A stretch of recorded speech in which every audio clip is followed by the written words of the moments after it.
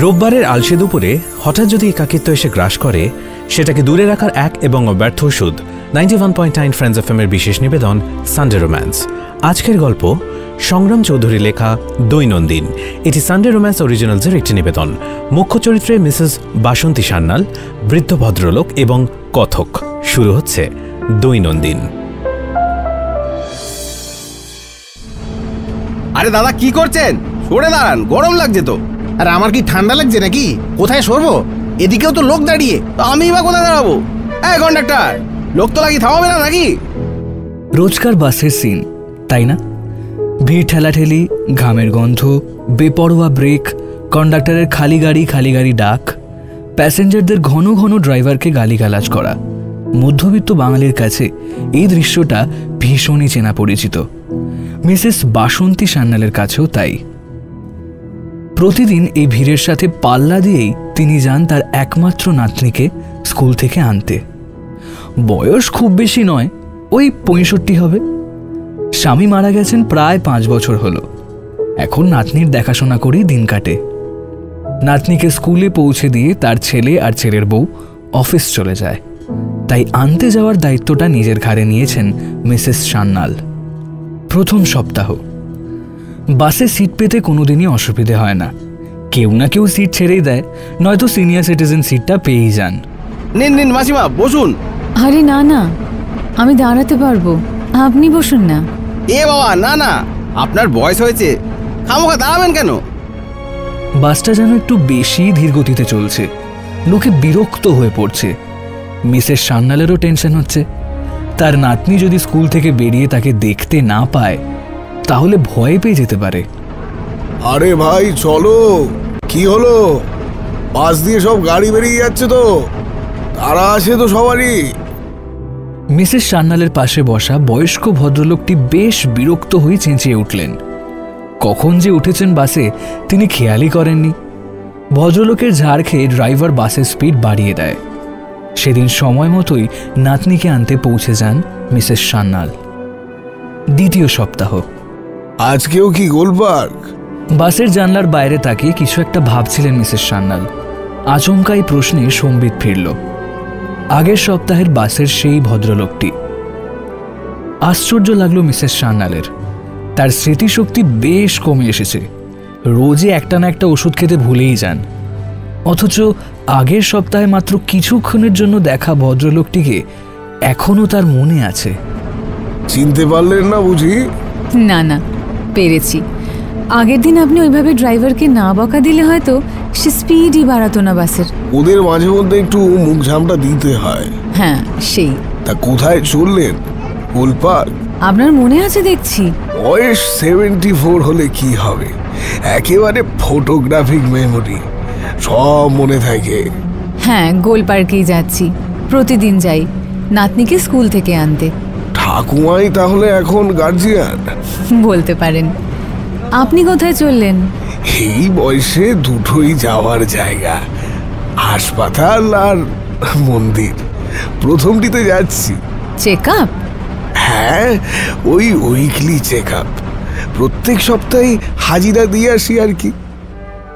মৃদু হাসলেন মিসেস সান্যাল। আজ বাসটা ভালোই চালাচ্ছে, হাওয়াটাও বেশ ভালোই লাগছে। তৃতীয় সপ্তাহ।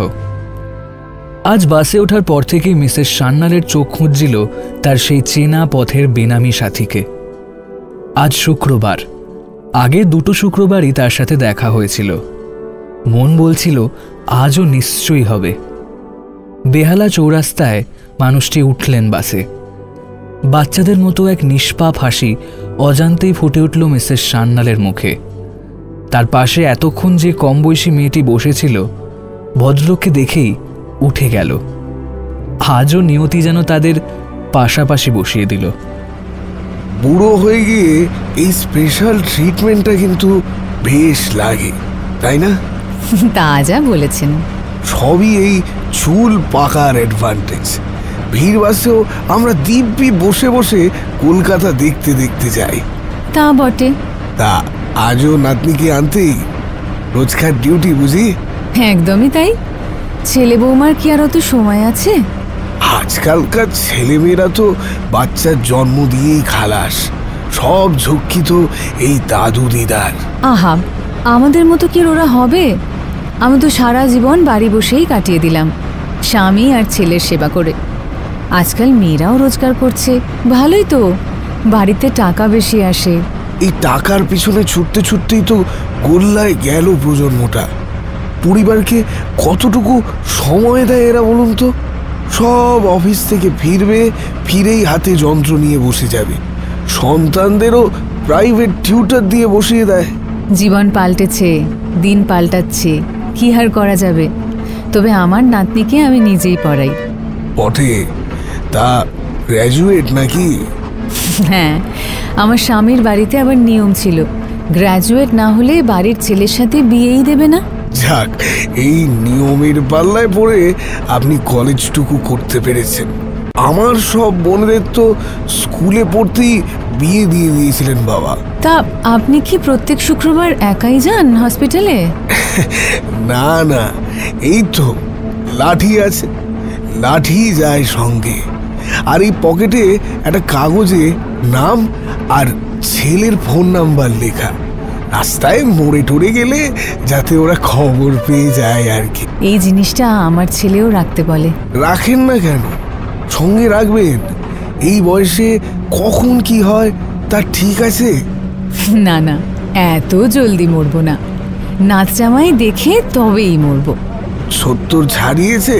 না, আপনার তো ছাড়িয়েছে, আগের দিন বললেন। ইয়েস, 74। এখনো একটা গোটা মাছের মুড়ো একা খেতে পারি। কতদিন মাছ খাইনি। ইস, সে কি, কেন? স্বামী মারা যান 2014-তে, তারপর ছাড়তে হলো। ও মা, কোথায় লেখা আছে স্বামী মারা গেলে মাছ মাংস খেতে নেই? আমার নিজের মাকেও দেখেছি, এতদিন সেটাই শুনেছি, তাই আর কি। না না, এইসব একদম করবেন না। মাছে কত প্রোটিন আছে জানেন? এরপর তো উইক হয়ে পড়বেন। মাছ খাওয়া শুরু করুন। এইসব আগেকার দিনের অর্থহীন নিয়ম মেনে কোনো লাভ নেই। বাস তখন লেক কালীবাড়ি ছাড়িয়ে নজরুল মঞ্চের দিকে এগোচ্ছে। অনবরত লোক উঠছে বাসে। আশেপাশের অন্যান্যরা যখন নিজেদের ফোনে ব্যস্ত, তখন এই দুই মানুষ ব্যস্ত তাদের কথোপকথনে। গোলপাক তো এসেই গেল। হ্যাঁ, আপনি তো একদম শেষে নামবেন। হ্যাঁ, যাদবপুর। ভালো লাগলো কথা বলে, ভালো থাকবেন। ওটাই তো সমস্যা, এই বয়সে আর ভালো থাকা যায়? ভালো থাকার চেষ্টায় এরকম প্রত্যেক সপ্তাহে বেহালা থেকে এত দূর আসতে হয়। ভালো হয়ে যাবেন ঠিক, নিয়মিত চিকিৎসা করান। আপনি দেখে নামবেন, দরজায় যা ধাক্কা ধাক্কি হচ্ছে। হ্যাঁ হ্যাঁ, আমি ঠিক নেমে যাব। আসি। আসুন, ভগবান চাইলে আবার পরের শুক্রবার ঠিক দেখা হবে।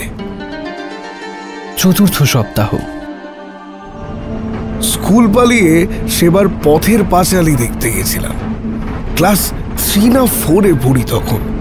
বাবা কি মার মেরেছিল!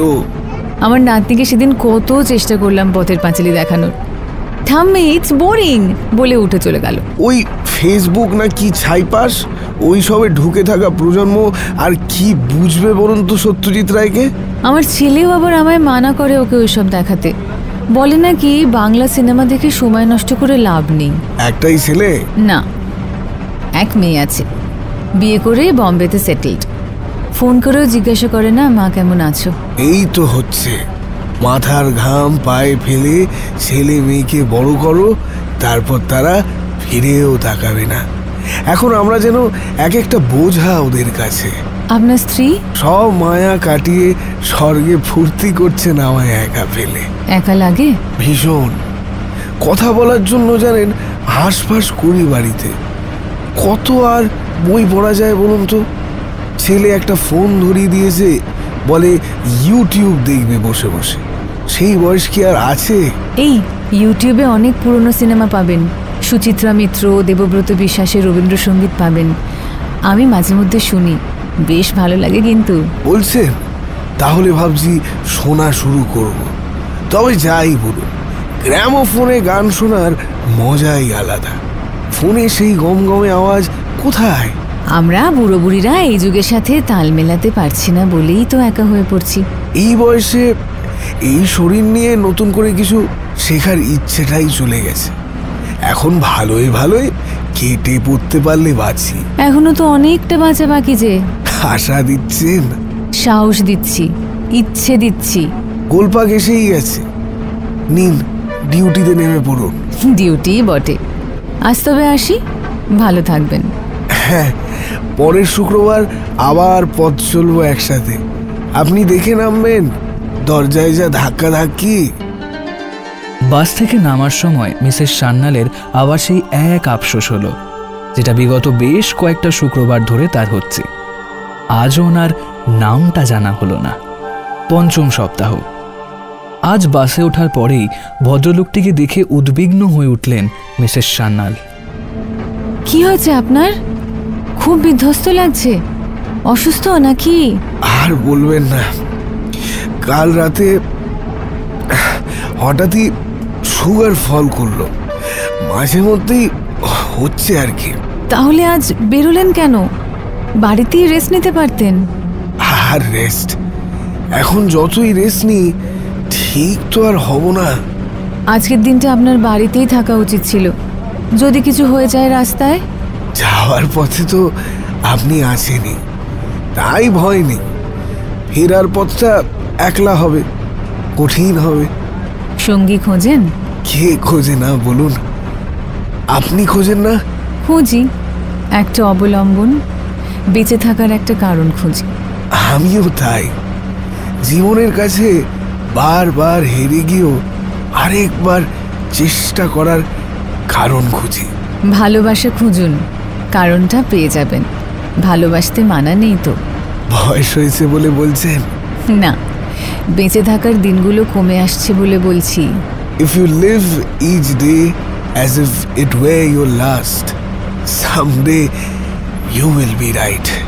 জানেন, একটা ছেলেকে খুব ভালোবাসতাম কলেজে পড়ার সময়। সাহস করে বাড়িতে বলতে পারিনি। আমাদের প্রজন্মের সাহসটাই বড্ড কম ছিল জানেন। অন্যের জন্য বাঁচার অভ্যাস হয়ে গিয়েছিল, নিজেকে খোঁজার সুযোগটুকু পাইনি। এখনো কিন্তু সময় আছে। সময় আছে কিনা জানি না, তবে চেষ্টা আছে। সেই প্রচেষ্টার সঙ্গী করে হাতে হাত রাখতে পারবেন? চোখ নামালেন মিসেস সান্যাল। এরকমভাবে কথা বহু বছর পর কারোর সাথে বলছেন তিনি।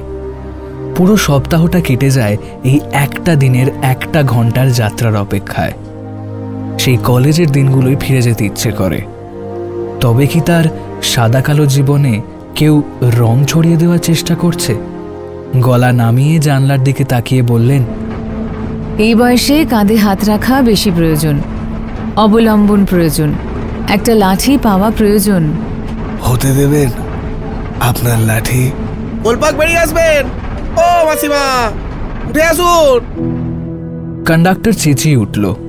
মিসেস সান্যালের গন্তব্য এসে গেছিল, কিন্তু তাদের এই সম্পর্কের গন্তব্য, এই ধীরে ধীরে বেড়ে ওঠা সম্পর্কের গন্তব্যটা যে কোথায় ছিল সেটা যেন কিছুতেই ঠাহর করে উঠতে পারছিলেন না তিনি।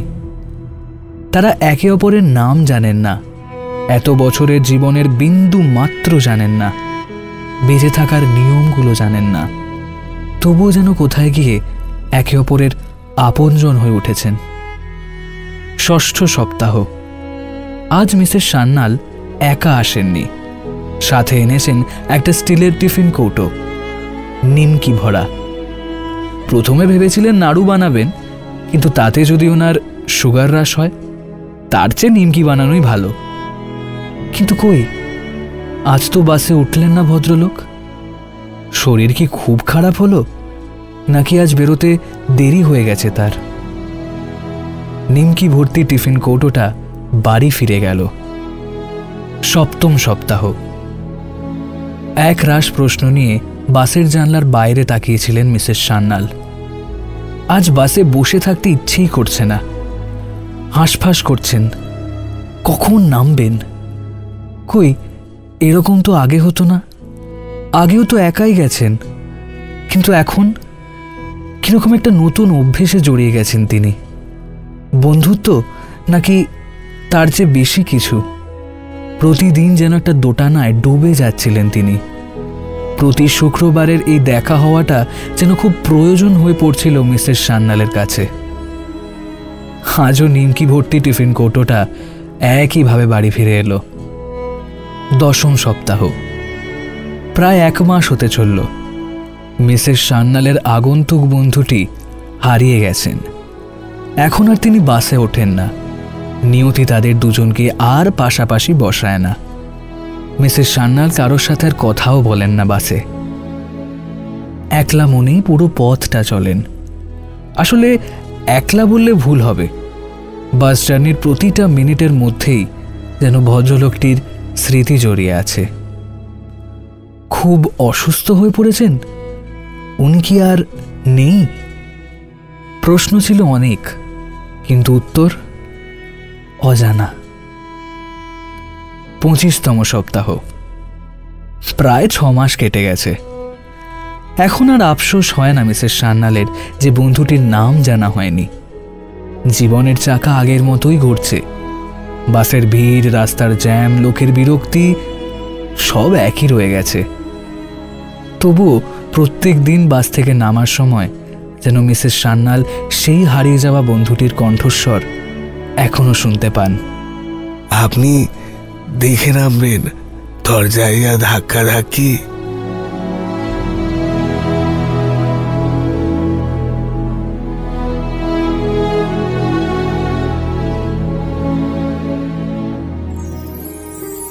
শুনছিলেন সংগ্রাম চৌধুরীর লেখা গল্প দৈনন্দিন।